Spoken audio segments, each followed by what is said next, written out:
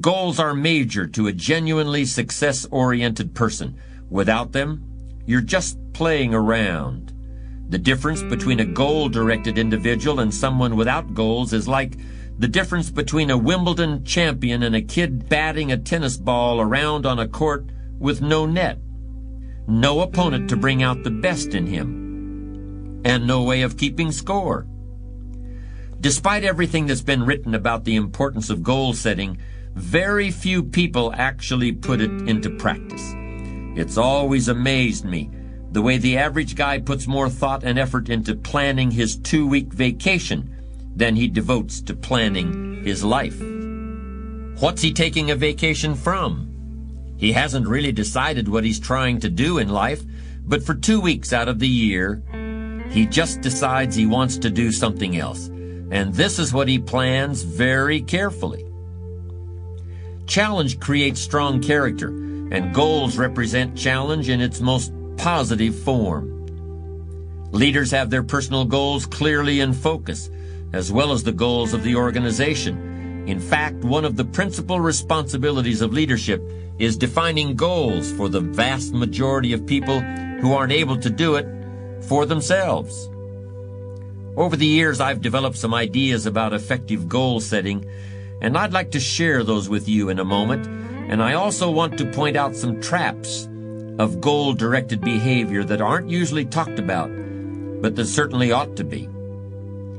When I was a kid, I used to dream what it would be like to buy a ticket on a railroad train and just go someplace.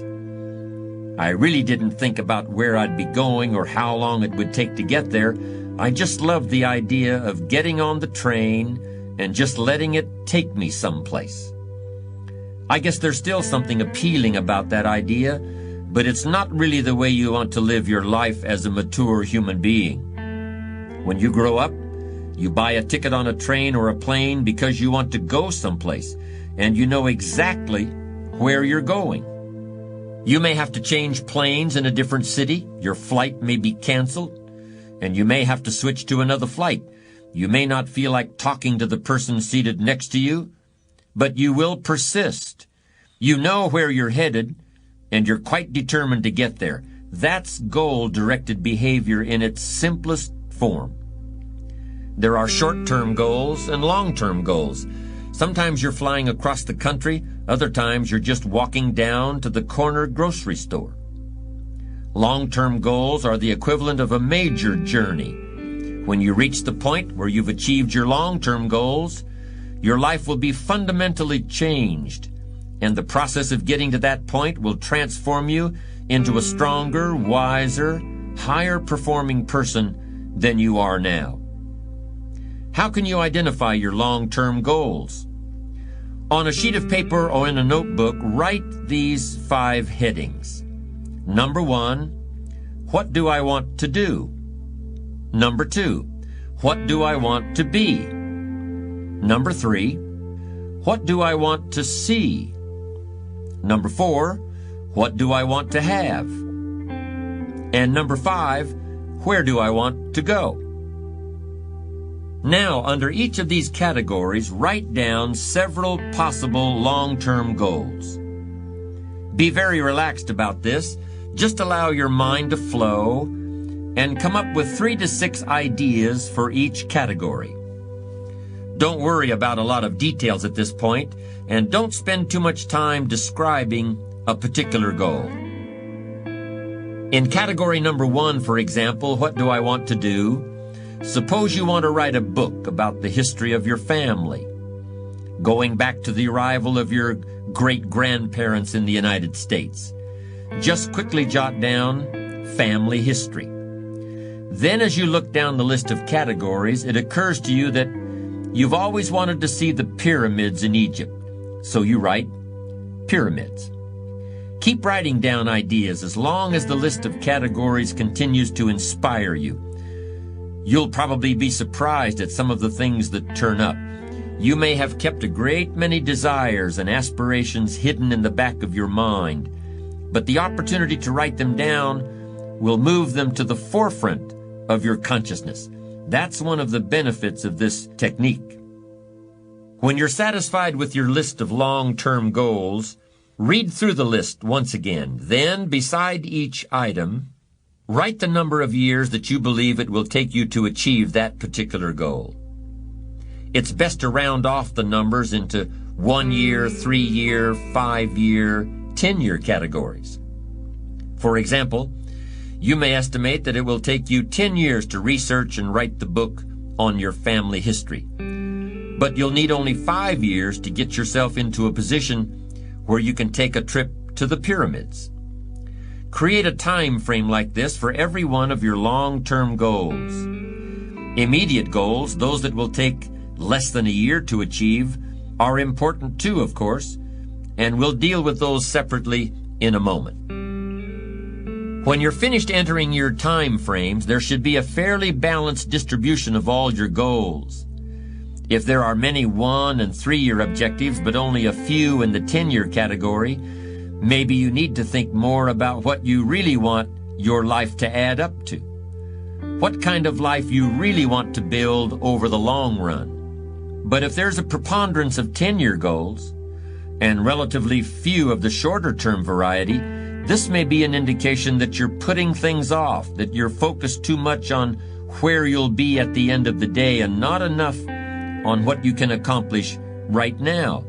Keep working on your list, adding and subtracting goals with various time frames until you've created a more or less even distribution. Now comes the really challenging and interesting part.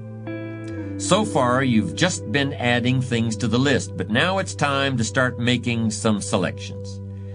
Now you're going to start asking yourself, what's really important compared to what might just be sort of fun? Choose 4 goals from each of the 4 time frames, 1 year, 3 year, 5 year, and 10 year. Now you have 16 separate goals. So far, you've only referred to them in shorthand fashion. But now you're going to start seeing them very, very clearly in your mind's eye. You're going to see each goal just as if it were being realized this very minute. And you're going to write down a detailed description of exactly what you see. Do you intend to open a handmade furniture store in 3 years? What will the store look like from the street out front? Will there be gold leaf lettering on the windows? Or will there be a sign hanging over the door instead? How many square feet will the store contain? Will there be a showroom area for the furniture in front and a workspace in back? Or will the furniture be built at a different location? Do you intend to have any employees, or will you run the business entirely by yourself? Think of all the questions that need to be answered in order to see your goal with absolute clarity. And then write the information down in a notebook or on a piece of paper. That will become one of your most important personal possessions. But that's not all. Any goal is a powerful motivator only if there's a powerful reason behind it. Why do you want to achieve your goals? Why do you want to own a handmade furniture store, or a private airplane, or a newspaper in a small town in Vermont?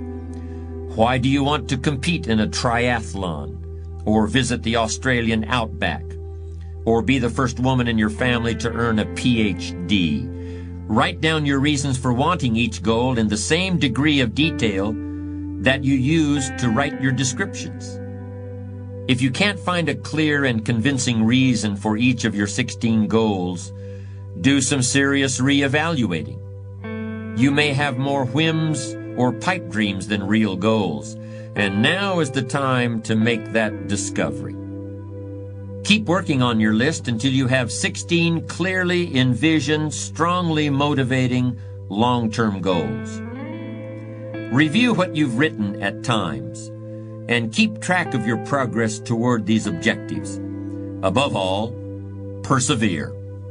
Goal setting is a very important first step, but goal achievement is a continuous, lifelong process. That's what makes it so challenging. That's also why it's so extremely rewarding to finally attain your long-term goals. With regard to immediate goals, those that require anywhere from a day to a year to achieve, I recommend creating lots of objectives that can be accomplished in a month or less. Write them down. Read what you've written at frequent intervals. Keep track of your progress. And do something often that brings you closer to realizing these very short-term objectives. That way, you'll always have something to celebrate.